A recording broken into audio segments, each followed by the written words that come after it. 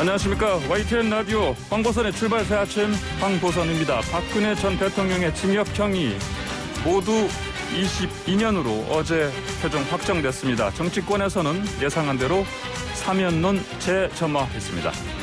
앞서 야당이 아닌 여당의 대표가 먼저 제기한 사면론이죠. 그런데 여론은 부정적입니다. 문재인 대통령의 결정은 신년 기자회견에서나 확인할 수 있겠죠. 정부가 사회적 거리두기 조정안을 내일 발표할 예정인데요. 영업 제한 또는 금지 업종은 변화가 있을 것으로 관측됩니다. 경북 상주 BTJ 열방센터 관련 코로나 확진자 수가 700명을 넘어섰지만 검사 받아야 하는 3천여 명 가운데 절반이 아직 검사 안 받고 있습니다. 열방센터 관계자 2명 구속됐습니다. 여당 더불어민주당 쪽에서 북한 김정은 국무위원장의 연내 답방서를 띄우고 있습니다. 이 당위성과 배경을 떠나서 이게 현실성 있나 따져보려면 근본적 문제부터 풀라고 한 북한의 의중은 물론이고요. 다음 주에 출범하는 미국의 바이든 정부가 맞닥뜨린 일의 우선순위 등 여러 변수를 봐야겠죠. 자, 다가오는 서울시장 보궐선거 앞두고 야권의 단일화 방식, 절차를 놓고 안철수 국민의당 대표와 야당 국민의힘이 사이가 더 벌어지고 있습니다. 단일화, 이거 물 건너갔다는 진단도 나오고요. 자, 한편 여당은 아직 예비 후보자들에 대한 주목도나 또 여론 관심이 낮아서 고민인 것 같습니다. 법원이 고 박원순 서울시장의 여비서 성추행 사실을 인정했습니다. 이 여비서를 성폭행한 죄로 서울시 직원을 법정 구속하면서 재판부가 밝힌 내용이죠. 오늘 출발 새 아침 이런 주요 이슈들 중심으로 짚어보겠습니다. 2021년 1월 15일 금요일 YTN 라디오 황보선의 출발 새 아침 시작합니다. 네, 한국 정치를 시원하게 불어내는 토론사이다. 여의도 중계석 시간입니다. 여의도 정치 상황을 누구보다 명쾌하게 풀어주실 두 분. 오늘도 코로나 방역 때문에 전화로 함께합니다. 더불어민주당의 서른 의원 연결되어 있습니다. 안녕하십니까? 예, 민주당의 서른입니다. 반갑습니다. 네, 반갑습니다. 국민의힘의 홍문표 의원님도 지금 전화로 연결되어 있죠? 안녕하십니까? 네, 홍문표 의원입니다. 반갑습니다. 네, 반갑습니다. 자, 먼저 박근혜 전 대통령 어제 대법원에서 징역 20년형 그리고 벌금 180억 원 확정됐습니다. 이 판결 뭐 예상은 다 하셨죠? 네, 네, 그렇습니다. 예, 서른 의원님 먼저 말씀해 주시죠. 예, 맞죠. 예. 그러면은 이게 이제 결국 뭐 최종형 나왔으니까 뭐 어쨌든 이제 뭐 사면론 그동안 뭐 제기됐었는데 이제 문재인 대통령이 이제 뚜렷한 입장을 내야 한다. 이렇게 또 야권에서는 압박을 하고 있는데 어떻습니까? 이제는 이제 이런 최종 판결이 나왔으니까 다음 주 18일로 좀 예정돼 있죠. 신년 대통령 기자회견에서 대통령이 어떤 입장을 밝히겠죠. 어떻게 전망하십니까? 먼저 서른 의원님. 네, 뭐 그 전에 예. 박근혜 대통령이 지금 3년 넘게 구속돼 있는데 예. 이게 이제 그 과정을 좀 잠깐 살펴봐야 될 것 같아요. 예. 대법에서 이제 이 행위 최종적으로 확정되면서 국정농단 사태가 이게 이제 마무리가 됐죠. 예. 이렇게 들여다보면은 이 대통령으로서 국민으로부터 권력을 부여받았는데 이걸 최순실이라는 한 개인과 권력을 나누면서 국가 권력을 사익 추구의 도구로 썼다. 이래가지고 촛불혁명이 일어나고 그걸 이제 여야가 국회에서 탄핵을 하고 최종적으로 헌법재판소에서 결정을 했지 않습니까? 그런 과정을 거쳤는데 결국은 이게 이 대한민국이 민주주의 국가라는 걸 전 세계에 이제 알려줬죠. 그건 대단한 사건이죠. 근데 이제 뭐 대통령이었던 사람이 감옥에 갇힌다는 사태는 참 불행한 일이죠. 그래서 앞으로는 이런 일이 도저히 다시는 일어나지 않아야 한다. 이런 걸 이제 교훈 삼아서 국민들에게 각인시켰다고 보고요. 예. 내용으로 보면 뭐 많습니다. 지금 일각에서는 박 대통령이 뭐가 잘못했나 당장 풀어주라 그러는데 그건 얘기가 안 되는 거죠. 징역을 22년이나 선고했는데 법원이 뭐 다 경우에 따라서 했던 것 아닙니까? 삼성그룹으로부터 433억 뇌물을 약속받았고 문화예술계 블랙리스트도 지시했고 또 뭐 대기업에 대해서 미르재단, K스포츠재단 출연금도 강요도 했고 뭐 특갈비, 국정원 특갈비도 뭐 35억이나 받았고, 뭐 수도 시행도 되죠. 그래서 결국은 그런 22년에는 이 중형이 떨어졌는데, 어쨌든 일각에서는 전두환보다 오래 살고 있지 않느냐. 이 말에 대해서는 뭐 그 말이 맞다 이렇게 볼 수밖에 없고, 따라서 이제 이 야당 내에서도 사면론이 나오고 있는 상황이기 때문에, 그러나 여론조사를 해보면은 사면해서는 안 된다는 여론이 더 높아요. 예. 그런 점을 청와대에서는 고심할 수밖에 없다고 보고, 예. 18일날 기자회견을 하시더라도 아마 그 점에 대해서는 지금 할 수 있는 사안은 아니다, 이런 정도 말씀하시지 않을까 생각해요. 질문이 나올 테니까. 네. 따라서 사면이 며칠 됐다고, 문제는 본인 스스로가 이 사실에 대해서 인정을 하고 국민 앞에 사죄를 해야 합니다. 그게 있어야 됩니다. 그게 된다면 쉽게 풀어질 텐데, 죽어도 잘못한 거 없다고 그런다면 사법부를 어떻게 보는 겁니까? 그리고 촛불혁명 그거 자체로 부인하는 거이고, 국회에서 여야가 같이 탄핵했고, 헌법재판소에서 탄핵 결정이 나오는데 그걸 다 부인한다면 이거 말이 안 되는 소리거든요. 예. 그래서 다 내려놓고 박근혜 대통령은 사죄하면서 이 문제를 풀려고 해야 한다고 생각해요. 예. 서른님께서는 지금 어제 이제 박근혜 전 대통령 대법원 최종 판결 의미 짚어주신 다음에 지금 뭐 사면론 관련해서는 여론도 좋지 않고 또 뭐 사죄가 없기 때문에 앞으로 18일 신년 기자회견에 사실은 뭐 답변 형식으로 나오겠지만 대통령이 사면 뭐를 사실은 뭐 하지 않을 쪽으로 이렇게 밝힐 가능성이 높다 이렇게 전망하셨습니다. 네. 자, 홍문표 의원께서는 일단 대법원 판결을 어떻게 지켜보셨는지, 그리고 이제 사면 저는 가능성이요? 이 방송이 예. 시간이 제한이 되어 있지 않습니까? 예. 좀 시간 배정을 잘 좀 해줬으면 좋겠다는 말씀을 먼저 드리고요. 예. 두 번째는 지금 말씀하신 이 재판의 결과는 저희들이 법원의 그 판결을 존중합니다. 예. 두 번째는 네. 더 이상 불행한 역사가 반복되지 않기 위해서 우리 모두 노력을 함께 하자는 말씀을 드리고, 예. 세 번째는 우리 국민의힘은 민주주의와 법질서를 바로잡는데, 그리고 국민 통합에 최선을 다하겠다는 말씀을 드리고, 방금 서른님께서 말씀하신 이 사면 문제는 저희들이 꺼낸 것도 아니고 이낙연 민주당 실세 대표께서 이 10년에 갑자기 두 대통령의 사면 문제를 들고 나왔다가 예. 결국은 3일 만에 취소하는 상태까지 벌어지고, 민주당 내부에서 그리고 여권 내부에서 이 문제의 반대 목소리가 더 커져서 지금은 안 내놓은 것만 모든 상황이 왔다고 보는데, 예. 저는 결론적으로 이렇게 생각합니다.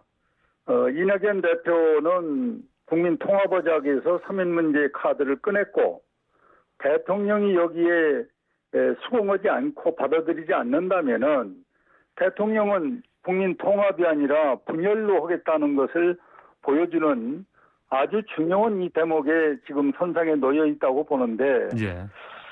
저는 여기에서 더 참 안타까운 것은 박근혜 대통령, 이명박 대통령에게 반성문을 써라.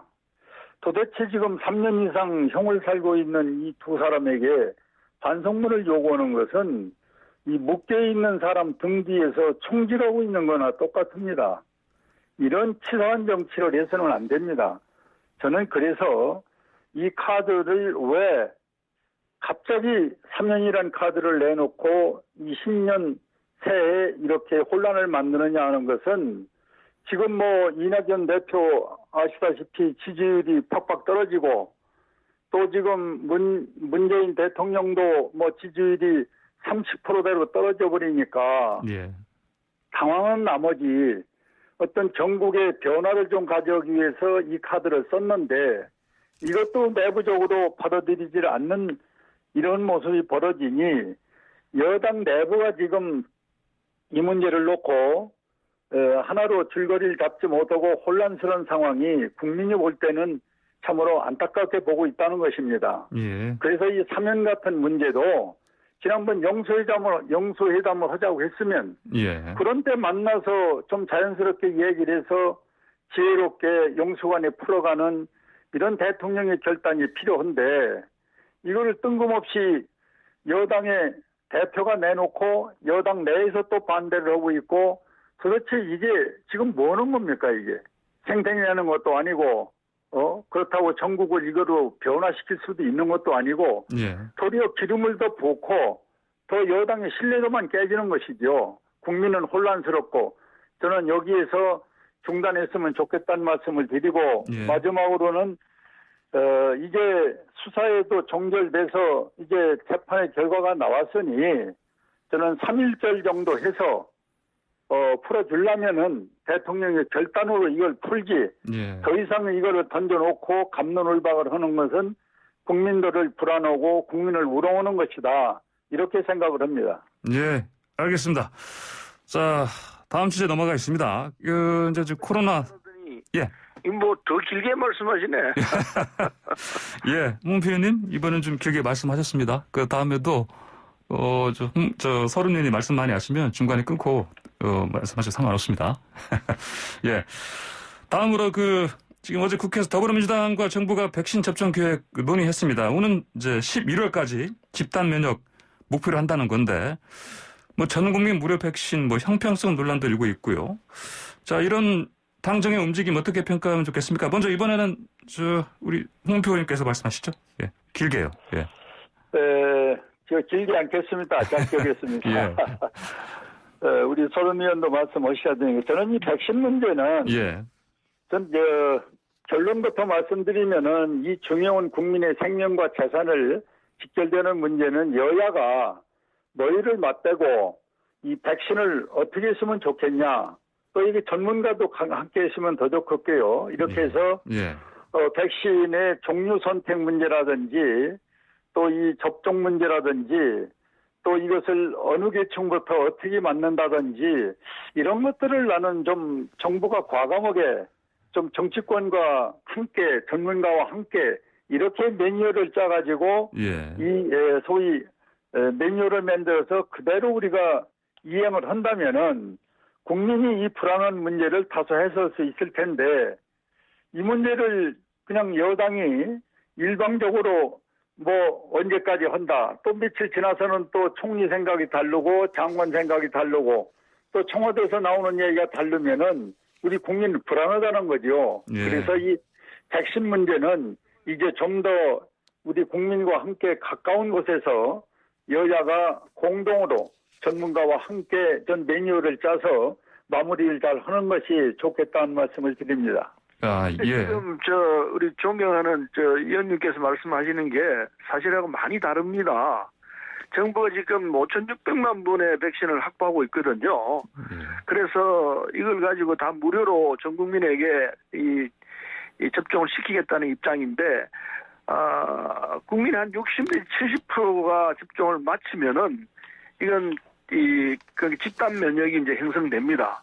그래서 정부는 가장 짧은 기간 내에 혼란 없이 이 집단 면역 체계를 확보를 해서 코로나부터 벗어나게 하겠다 이런 입장이기 때문에 이것도 무료로 합니다. 접종도. 근데 여기 무슨 정부 간의 의견이 다르고 전혀 그럴 수가 없습니다. 이거는 질병관리청에서 갖고 있는 계획에 따라서 차근차근 해 나가기 때문에 야당은 이 부분에 대해서는 전적으로 협조를 해야 합니다. 질병관리청이 전문가이지 여기 알고 있는 전문가가 누가 있습니까? 그래서 여야 할 것 없이 지금 질병관리청에서 하고 있는 이 절차에 따라서 함께 협조를 하는 것이 기본적으로 해야 할 자세가 아닌가 이렇게 생각하고요. 야당에서는 근거 없이 자꾸 얘기하면 안 됩니다. 얘기가 다른 건 아니고 연관되게 지금 하고 있습니다. 자, 서 의원님, 야당이 언제까지 이 문제 방해한 거 없고요. 전적으로 동의해서 같이 지원껏 해줬고. 그렇게 해주세요. 예. 예, 그래서 앞으로도 그렇게 할 것인데, 저는 지금 한번 내용을 보세요. 우리 한국의 K방역이 세계적으로 유명하다 했는데, 이것을 진단은 잘했어요. 이 치료를 지금 잘못하고 있기 때문에 국민이 지금 불안해서 이야기를 하고 있는 것이고. 예, 치료제는 아직 안 나왔고요. 치료제는 아직 안 나왔습니다. 자, 보세요. 선진국의 백신 구매에 우리가 33개 나라의 체계를 쭉 따져보니까 제일 꼴찌입니다. 이 백신을 지금 체결해갖고 계약을 체결한 걸 보면 그래요. 그리고 또 하나는 지금 이 백신에 우리가 이 치료가 가장 중요한 건데 대만이 지금 11명밖에 사망자가 없지 않습니까? 몽골이 7명이고 한국은 1200명입니다. 미국은 어떻습니까? 미국은 아니 그러니까 비교는 예를 들어도 다른 것과 제대로 비교를 된 예를 해야지. 드십시오. 자, 그다음에 보세요. 어떻게 합니까? 최근에 미국과 유럽은 정부가 어떻습니까? 이 방역과 치료를 잘했다고 그러는데 지금 동부 구치소의 문제 1200명 확진자 뭘로 답변하겠어요? 답변할 방법이 없잖아요. 정부가 민간인이 아니고 정부가 직접 관리하는 한 부분도 있고 못한 부분도 이런 있는데 것을 지금 이렇게 집단으로 공격하는 쪽으로 이 방역 문제를 갖고 1200명씩 얘기하면 방역에 도움이 아니고 방역에 방해가 된다는 사실은 누구나 알고 있는 거 아닙니까? 이것은 정부하고 추미애 장관이 일단 사과를 해야 돼요. 구치소에서 사과를 얼마나 했습니까? 두 번, 세 번 했는데. 자, 홍문표 의원님, 그래서- 서른 의원님, 자, 예. 네, 저는 이 문제는 추미애 장관이 전적인 장관으로서 책임을 지고 사과를 해야 되는데 또 변명안을 보고 국민들은 더 불안하게 생각하는 겁니다. 자, 그 얘기 좀 그만하십시오. 장관이 사과를 두 번, 세 번 했는데 또 무슨 또 사과를 계속 하라는 겁니까? 자, 그 얘기는 지나간 얘기예요. 예, 자, 두 의원님. 변명에 불과하죠. 예. 자, 네. 두 의원님, 자, 저희, 이 코로나 방역 관련해서는 잠시 뒤에 광고 나가고 더 좀 이어가기로 하고요. 앞서 방금 전에 그 서른 의원께서 언급하셨던 사명 관련 그 여론조사는 한국갤럽이 지난 5일에서 7일 사이에 그 자체 조사한 결과로 자세한 내용은 중앙선거 여론조사 심의위원회 홈페이지를 참조하시면 됩니다. 두 분 의원님들 전화 끊지 마시고요. 잠시 뒤 광고 듣고 2부에서 다시 토론 계속 해주시기 바랍니다. 네, 황보선의 출발새 아침 2부 시작합니다. 여의도 중계석 계속 이어갑니다. 더불어민주당 서른 의원, 국민의힘 홍문표 의원과 함께하고 있습니다. 자, 두 분 아까 광고 나가는 바람에 두 분 그 토론이 좀 끊겼습니다. 지금 다른 주제 좀 얘기를 해봐야 되니까 그 두 분 의원님 각 1분씩만 이렇게 일단 그 관련해서 못하신 말씀 좀 해주시기 바랍니다. 먼저 홍문표 의원님. 예. 이 사안에 따라서 얘기가 달라질 수 있습니다만 어쨌든 이 정국을 3년이라는 것으로 좀 더 국민 통합을 하겠다고 그랬는데 지금 민주당 내에서 이 문제를 반대하고 이런 모습이 과연 당 대표가 내놓고 청와대나 관계부처에서 반대하고 당에서 반대하는 모습이 참 이것이 옳은 것인가? 왜 이것을 꺼냈을까? 우리 국민들은 혼란스럽습니다. 그래서 예. 방금 얘기한 대로 예. 지지율이 떨어지기 때문에 그런 건지 대통령과 정부의 인기가 떨어져서 이걸 마치 생색내기용으로 내놓고 국민 통합이라는 포장으로 해결하기 위해서 했다면은 그건 착각한 것이다. 이렇게 전 말씀을 드리고 싶습니다. 예. 서른 의원님요. 삼면 문제는 대통령께서 말씀하실 터이고 예. 아까 얘기 드린 대로 국민의 의견을 존중해서 국민의 뜻에 따라서 대통령이 하실 거라 생각하고요. 그건 지켜보면 될 것 같고 문제는 이제 이 백신과 그리고 접종 이 문제에 대해서는 정부가 단단히 준비하고 있다라는 사실. 따라서 2월 달부터 이제 백신 접종을 시작을 할 터인데 그렇게 되면은 코로나 국면은 가을쯤 되면 다 잡힐 것 아닌가 이런 생각을 합니다. 예. 그래서 이 방역 상황에 대해서 여야 할 것 없이 협조해야 됩니다. 자꾸 공격을 하고 이렇게 한다는 것은 아무런 도움이 안 돼요. 예. 잘못을 지적하는 건 좋지만은 사실과 전혀 동떨어진 얘기를 가지고 사실인 양 얘기한다는 것도 그것도 참 큰 문제입니다. 예, 알겠습니다. 혼란에 예. 빠뜨리니까 그런 일이 없었으면 좋겠습니다. 네, 자, 다음 주제로 넘어가겠습니다. 자, 방송 듣고 계신 청취자분들도 토론에 참여할 수 있습니다. 샵 0945번 50원 유료 문자로 의견 주시기 바랍니다. 자, 두 분 의원님. 자, 이번에는 이제 서울시장 보궐선거 4월 7일 다가오고 있는데 이 야권 쪽 그 단일화가 지금 보니까 잘 안 되는 것 같습니다. 이야기가. 그 국민의힘 안철수 대표를 좀 야권에서 지금 점점 더 때리는 목소리가 높아지고 있고요. 근데 그랬더니 안철수 대표가 다른 여권 서울시장 후보들에게 자기 생존 위한 비판이 안타깝다. 또 이런 얘기까지 했습니다. 이게 단일화, 수싸움, 방법 놓고 지금 여러 가지 이제 서로 사이가 더 벌어지는 상황 같습니다. 이 상황 어떻게 보고 계신지 먼저 서른 의원님 말씀해 주십시오. 남의 당 단일화 예. 문제를 가지고 제가 이래라 저래라 얘기하는 거는 그렇습니다만은 예. 과거에 이제 안철수 대표를 우리가 겪어봤지 않습니까? 예. 우리 당에서 같이 있어봤고 저도 같이 일을 해봤는데 이건 독특한 분이죠. 그래서 정치를 제대로 잘할 수 있을까 참 걱정스러운데 예. 어쨌든 단일을 하든 뭘 하든 서울시장 후보로 나오신다 한다면은 당당하게 붙으면 되죠. 우리 당은 준비가 다 되어 있고 우리 당내 경선을 거쳐가지고 뭐 박영선이 될지 우상호가 될지 또 누가 될지 모르지만은 아마 우리는 정당한 절차를 거쳐서 좋은 후보로 내세워서 서울 시민이 선택할 수 있도록 만들어낼 겁니다. 자신 있습니다. 아, 그렇습니까? 근데 이왕 말씀드린 김에 여쭤본 김에 우상호 의원이 쓸쓸하고 외롭습니다. 이런 얘기했습니다. 들으셨죠? 그건 이제 수석 표현인데 네. 쓸쓸하고 외로울 거 없어요. 많은 당원들이 지지하고 있고요. 네. 또 경선에서 안 된다 하더라도 다음 기회도 있고 그렇기 때문에 쓸쓸해할 필요 전혀 없다고 생각합니다. 이게 많은 지지자 후원자가 있습니다. 쓸쓸하고 외롭다는 얘기는 보니까 지금 아직 이제 민주당 쪽의 그 여권 후보들이 이제 주목도가 낮으니까 아마 그런 부분도 좀 속상해서 이런 얘기를 하지 않았나 생각이 듭니다. 그럴 수도 있겠네요. 그러나 우상호 의원 참 훌륭한 정치인이에요. 당내가 있어요. 박영선 장관 계속 뭐 출마하냐 마냐 지금 계속해서 지금 지켜보고 있는 상황인데 하시겠죠? 출마하죠. 할 것이기 때문에 이번에 지난해 출마를 안 했지 않습니까? 국회의원에. 국회의원에 출마를 않고 이제 장관에 몰두를 했는데 이제 그 장관직을 내려놓고 출마로 나와야죠. 본인은 뭐 개인적으로 출마한다고 얘기했고 선언만 안 했다 뿐이지 할 건 분명합니다. 그리고 한다면 아마 우리 당의 후보가 될 가능성이 굉장히 높기 때문에 우리 당에서는 많은 사람들이 출마를 권유하고 있는 걸로 알고 있습니다. 지금 뭐 야권에서 주목받고 있던 나경원 전 의원도 사실은 출마 선언을 했는데 언제쯤 박 장관은 할 것으로 좀 예상하십니까? 이달 중으로 하죠. 이달 중으로. 뭐 개각과 맞물려서요? 그렇습니다. 알겠습니다. 자, 홍문표 의원님. 네네. 자, 지금 안철수 대표 이 단일화 방식 두고 사실 아까 말씀드린 대로 그 양쪽에서 지금 서로 때리는 이제 공방전까지 가는 걸로 좀 익힙니다. 보니까 이 상황 어떻게 보십니까? 저는 이번에 이 서울과 부산의 보궐선거 참으로 국가적으로 불행한 선거고 다시 있어서는 안 되는 것인데 왜 그러냐? 이게 권력형 성추행으로 벌어지고 있는 선거인데 이 선거를 권력형 성추행이다. 우리 국민들이 서울 시민과 부산 시민들이 다 난 이걸 인지하고 선거에 임했으면 좋겠다는 말씀을 드리고요. 두 번째는 이 선거 비용이 836억이 들어가는데 이 비용이 누구 돈입니까? 이 국민의 혈세고 안 내도 되는 돈을 지금 들어가고 있는 이 원재를 제공한 분이 저는 문재인 대통령이라고 보는 거예요. 이분께서 당대표 할 때 그 선명하고 책임 정치 하신다고 그래가지고 이 부정이나 또 비대위에서 시장에 그만두면은 우리 당은 후보를 안 내겠다.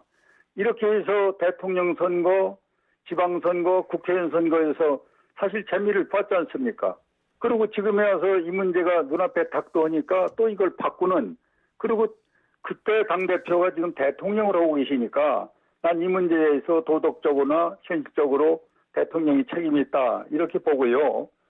또 하나는 지금 아까 안철수 대표 얘기를 하시는데 저는 이분은 한국 정치의 지도자의 한 분인 것만은 틀림이 없습니다. 그런데 저희들이 요구하고 있는 문정권 무능에 대한 심판을 하는데 같이 하겠다. 이렇게 한다면 대환영을 하는 것이고요. 만약에 그분께서 지금 들어오는 것이 여러 가지로 껄끄럽다면은 좀 더 몸집을 좀 키우고 발전시켜서 국민의 신뢰를 받고 이런 뒤에 우리 국민의힘과 하나로 뭉쳐서 이 숙명적인 이번 역사적 이 선거를 우리가 같이 치르는 것도 그냥 차선책의 하나로 좋은 방법이다 생각을 하고 있고요. 우리 당 내에서도 뭐 들어와라, 굳이 들어오지 않는 것이 좋겠다, 뭐 들어오지 마라, 많은 얘기가 있습니다만은 이렇게 큰 이번 뭐 선거에서는 좀 숨고르기도 하고 또 숙성도 하고 하는 과정이 지금 우리 당내에서 벌어지고 있다 이렇게 말씀을 드립니다. 그렇다면 홍문표 의원 말씀 중에 뭐 다 좋은데 이 보궐선거와 문재인 대통령과 연결시키는 건 너무 나갔어요. 문재인 대통령이 무슨 책임이 있습니까? 서울시장과 그때 당시에 당대표 오면서 글쎄, 제가 말씀드리니까 좀 계십시오. 당대표라도 지금 결정한 건 우리 당대표인데 지금 대표지 무슨 그런 말씀 붙입니까? 그 아무거나 다 문재인 대통령이라고 물어가면은 억울하게 그때 대표가 아니, 그때 말씀을 대표가 그렇게 하시면 안 대통령을 맞죠. 되셨으니 대통령 되셨으니 그 책임을 져야죠. 예. 아니, 그럼 근데 무슨 사안이 당대 있습니까? 되신 분이 결정하시고 보궐선거를 대통령 하기로는 되셨으니까 저 박근혜 책임져야죠. 대통령 책임은 져야지 그러면은 그 부분에 대해서도.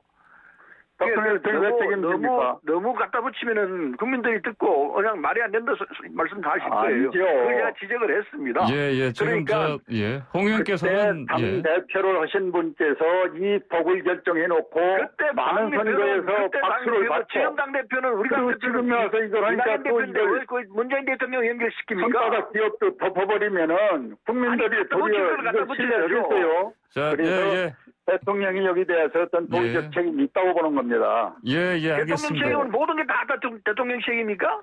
아니죠. 그때 당시에 대표를 했고 이 엄청난 법을 그렇게 만들어 갖다 놓고 붙이기를 치면은 모든 게 다 모든 그렇게 되니까 선거에서 논리 재미를 비약입니다. 지금 와서 그걸 하라고 그러니까 이걸 그만하십시오. 자, 지금 두 분 말씀 홍 의원께서는 이번에 이제 민주당 쪽에서 후보를 내는 자체가 당원 단계를 바꾸면서까지 하는 자체를 문제 제기하신 것 같고요. 근본적으로 잘못된 거죠. 그리고 이제 서른 의원께서는 이제 이걸 표현하는 방식에 대해서 좀 사실은 문제가 있다 말씀하신 걸로 제가 지금 이해를 하겠습니다. 이 정도로 좀 하고요. 다음 주제 넘어가겠습니다. 자, 지금 재난지원금 관련해서 전체 지급이다. 그다음에 또 선별이다. 이렇게 또 논란이 좀 뜨겁습니다. 이 관련해서는 지금 또 특히 여당 쪽에서는 이재명 지사가 여당 내 비판에 좀 크게 분노하는 상황이고 김종민 의원이 또 혼선을 준다. 또 이렇게 비판했고요. 자, 이런 재난지원금 논란 어떻게들 보고 계십니까? 먼저 서른 의원님. 근데 이재명 지사가 크게 분노했다는 이야기는 사실과 좀 다르고요. 예. 그 문제에 대해서는 토론을 하자는 입장이기 때문에 분노하고 상관이 없습니다. 건강한 결정을 위해서, 이 정책에 대해서는 서로 감론을박하죠. 그리고 당이 결정을 내리면은 또는 정부가 같이 결정을 내리면은 거기에 따라서 함께 가자고 하는 것이 여당의 일관된 정책 결정 방법이죠. 그러니까 경기도 지사가 내는 의견이 있을 수 있고, 우리 당 최고위원이 내는 의견이 있을 수 있고, 서로 다를 수 있습니다. 그런 결정이 나면은 그걸 하나로 해서 같이 가기 때문에, 그거 중간 과정에서는 아무 문제 없어요. 더군다나, 이재명 지사가 화를 냈다, 이거 하고는 전혀 다른 상황이니까, 그렇게 말씀하시면 조금 어폐가 있고요. 어쨌든, 4차 재난지원금을, 할 수밖에 없을 거라 생각합니다. 1차는 우리가 전 국민에 대해서 했습니다. 1차 결과 경제 상황을 좀 조정시키는 데 크게 도움이 됐었죠. 2차, 3차는 필요한 분들에 대해서 지금 하고 있고, 그 다음에 이 3차가 지금 현재 지급을 하고 있는 상황인데, 이게 코로나 상황이 쉽게 끝나지 않을 거라는 누구든 다 알고 있죠. 적어도 가을까지는 겨울까지 갈지도 모른다. 올 겨울까지 갈지 모른다. 이런 생각을 하고 있기 때문에 최소한 가을까지는 간다고 본다면은 이 3차 지원금 가지고는 도저히 이게 턱에도 못 붙이는 이런 상황이라 될 걸 생각해서 틀린 4차 지원금은 나가야 될 것이라 보고 그 4차 지원금을 어떻게 할 것이냐. 전 국민에게 할 것이냐 아니면 선별적으로 할 것이냐. 이건 좀 논쟁을 해야 합니다. 논쟁을 해서 가장 합리적인 방안으로 결정을 나도록 해야 되고 분명한 사실은 4차 지급을 할 수밖에 없다. 이건 말씀드릴 수 있습니다. 알겠습니다. 자, 시간 관계상 이제 마지막으로요. 홍표 의원님 이제 말씀 듣고 마무리해야 되겠습니다. 이재명 지사의 지금 운동은 저는 좌충우돌이라고 보고 또 지금 민주당 내에서도 이슈의 승점에 대해서 저분이 달인이기 때문에 저런다 해서 인터넷에 들어가면 비판이 많습니다.